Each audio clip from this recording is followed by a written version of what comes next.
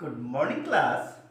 हम सब last class में सिमिलर ट्रायंगल में थेल्स थ्योरम को प्रूव किए थे, यानी बेसिक प्रोपोर्शनल थ्योरम कंप्लीट किए। आज का जो क्लास हम सब का है वो कन्वर्स ऑफ थेल्स थ्योरम है। तो पहले समझते हैं कि कन्वर्स ऑफ थेल्स थ्योरम क्या कहता है। तो कन्वर्स ऑफ थेल्स थ्योरम कह रहा है कि if A line divides any two sides of A triangle in the same ratio, then the line parallel to the third side। तो ये ट्रायंगल ए बी सी है, ये लाइन आपके पास है एल, ये आपके पास लाइन एल है। जो एल लाइन जो है ये ट्रायंगल ए बी सी को टू साइड यानी एक साइड ए बी और अनदर साइड ए सी को सेम रेशियो में डिवाइड कर रहा है, यानी सेम रेशियो में डिवाइड कर रहा है। यानी हमारे पास गिवन क्या हो गया कि AD का AD by DB is equal to AE by EC हो गया। हमको प्रूफ क्या करना है कि ये जो D पैरेलल है हमारे पास BC का, ये हमको दिखाना है।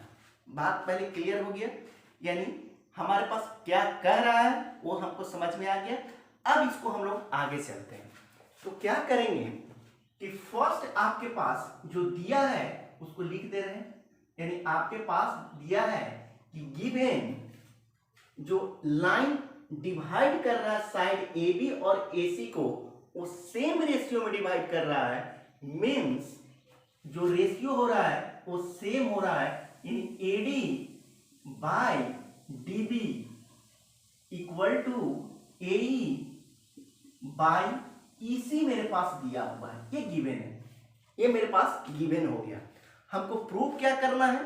प्रूफ करना है कि D जो है पैरेलल है BC का, यानी वी हैव टू प्रूव हमको दिखाना है कि D पैरेलल टू BC।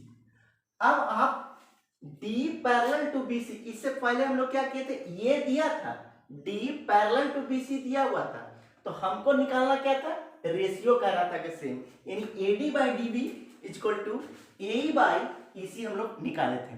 इस बार उल्टा हो गया, इससे कन्वर्स हो गया। यानी अब आप यहां से देखेंगे क्या कर रहे हैं कि मान रहे हैं कि ये जो D है ये पैरेलल नहीं है BC का।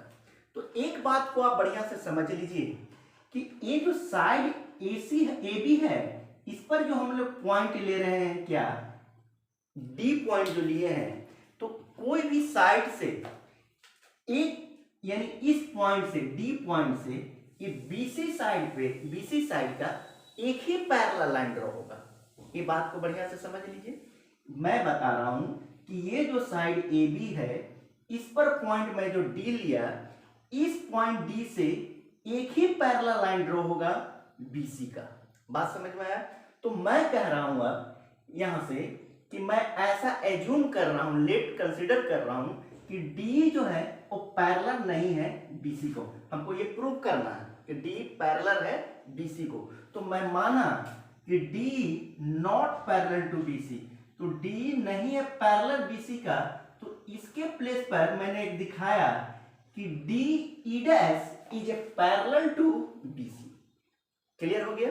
तो यहां से हम लोग कंस्ट्रक्शन क्या कर ले रहे हैं, कंस्ट्रक्शन मेरे पास हो गया, लेट, या इफ पॉसिबल ऐसे भी लिख सकते हैं, लेट D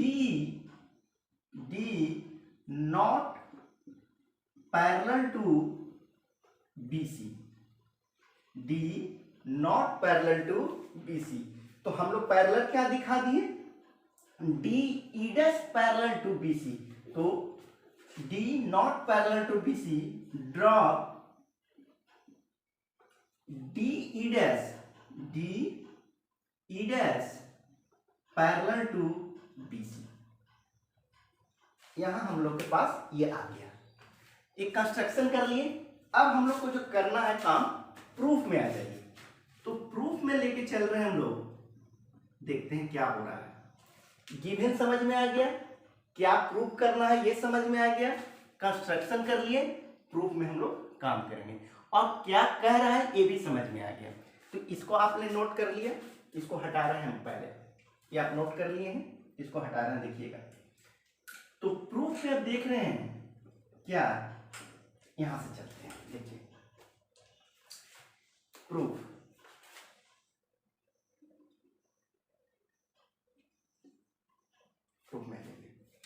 प्रूफ में है आपके पास, गिवन है आपके पास AD by DB, AD by DB is equal to AE by EC, ये गिवन है आपके पास।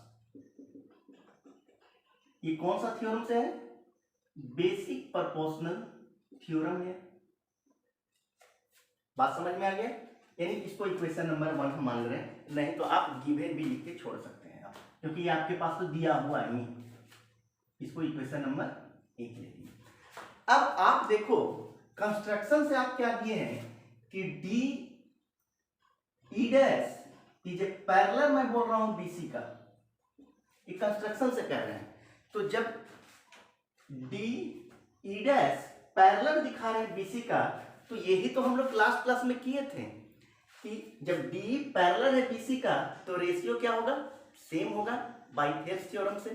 तो आप क्या लिखेंगे, यानी एडी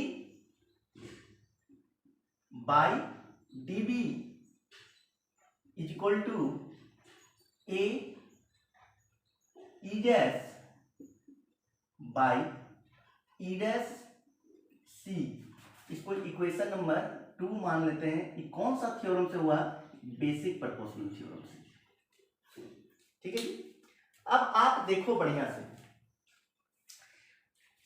थेल्स थ्योरम के थ्रू हमारा ये रेशियो हो गया। इक्वेशन 1 एंड 2 हमारे पास रेडी है। तो फ्रॉम इक्वेशन 1 एंड 2 से चल रहे हैं। तो 1 एंड 2 से क्या मिल रहा है वो देखो आप, AD by DB is equal to AE by C, और AD by DB is equal to AE dash by E dash C. तो इससे इक्वेशन 1 एंड 2 से आपके पास क्या मिल गया कि AE by EC equal to AE dash by E dash C. इसको इक्वेशन नंबर हम 3 ले लिए। तो इक्वेशन 1 एंड 2 से रेशियो मेरे पास क्या मिल गया, AE by EC is equal to AE dash by E dash C. अब इक्वेशन 3 जो आपके पास आया है उसमें क्या कर रहे हैं, एडिंग बोथ साइड हम 1 कर दे रहे हैं। ये सारा पार्ट को हम हटा रहे हैं। तो इक्वेशन 3 जो आपने निकाला है उसमें एडिंग बोथ साइड 1 किया। तो 1 जैसा ही ऐड करेंगे तो क्या मिल जाएगा, देखिए AE बाई EC प्लस 1 कर दीजिए equal to AE dash by E dash C plus 1 कर दीजिए। तो इसका एलसीएम क्या हो गया, EC AE plus EC equal to आपके पास क्या मिला, E डैश सी। तो AE dash plus E dash C. अब यहां से देखो जो आपके पास एलसीएम आया है उससे क्या मिल रहा है, यहां से समझेंगे। देखिए क्या मिल गया, इसको समझिए। ये देखिए AE प्लस EC यानी AE प्लस EC, तो टोटल लेंथ क्या मिल गया यहां से यहां तक, AE प्लस यहां से यहां AE चले हम लोग प्लस EC चले, तो ये टोटल लेंथ क्या मिल गया, किसके बराबर हो गया, AC। तो आप लिख दीजिए इसके प्लेस पर AC बाई EC। अब आप देखो AE dash plus EC dash C, total length कितना हो गया AC, यहां लिखिए AC इस प्लेस पे, यानी आपके पास क्या मिल गया, ये जो आपने लिखा है, यहां जो आपने लिखा, इसके प्लेस पर हो गया कितना, AC, और ये जो दिए हैं ये, इसके प्लेस पर मेरे पास क्या मिल गया, AC। ठीक है, अब आप देखो जो AC AC कैंसिल हो गया, तो आपके पास क्या आ गया, E dash C equal to EC। अब इसको आप समझो, आपके पास क्या आ गया कि E dash C is equal to EC, यानी जो लेंथ E डैश से लेकर जो C का है, तो देखो आप E डैश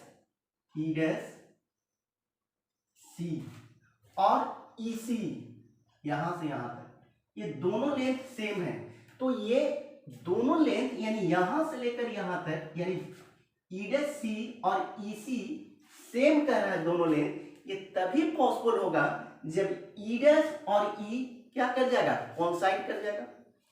जब आपसे बोल रहा है कि E dash C is equal to EC, ये दोनों लेंथ जो है वो सेम है, तो दोनों लेंथ कब पॉसिबल है सेम होने का, कि जब E डैश और E यानी दोनों एक ही पॉइंट पर होगा, तभी ये पॉसिबल होगा। तो हम लोग स्टार्टिंग में ही बोले थे कि हम लिए थे क्या, कि एक साइड AB पे एक पॉइंट क्या मैंने लिया था, D, और मैंने बोला कि D पॉइंट से एक ही पैरेलल लाइन ड्रॉ करेंगे हम लोग, यानी D पॉइंट से BC के अलोंग एक ही पैरेलल लाइन ड्रॉ होगा।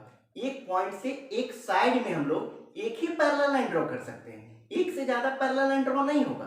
तो हम लोग क्या दिखा दिए कि ये पैरेलल लाइन दिखा के ये मैंने लिया था, तो यानी ये जो आ गया, तो दोनों का लेंथ क्या हो गया, इससे सेम हो गया, यानी जो लिए थे वो क्या हो गया, कंट्राडिक्शन हो गया, वो आ गया आपके पास कंट्राडिक्शन, यानी क्लियर हो गया कि E और E डैश जो है वो कोइंसाइड हो गया, यानी दोनों पॉइंट E और E डैश जो है एक ही पॉइंट पर है। तो इससे क्लियर हुआ कि D जो है वो पैरेलल है किसका, BC का। बात समझ में आ गया। तो ये कन्वर्स ऑफ थेल्स थ्योरम का कंसेप्ट आपको समझ में आया कि क्या बोल रहा है कन्वर्स ऑफ थेल्स थ्योरम, जो आप समझ में आ गया। तो कन्वर्स ऑफ थेल्स थ्योरम आपको अगर समझ में आ गया सारा बात, और थेल्स थ्योरम भी समझ में आ गया, तो कन्वर्स समझ में आ गया, थेल्स थ्योरम समझ में आ गया, यानी आप 50% सिमिलर ट्रायंगल के बारे में जानने लगे हैं।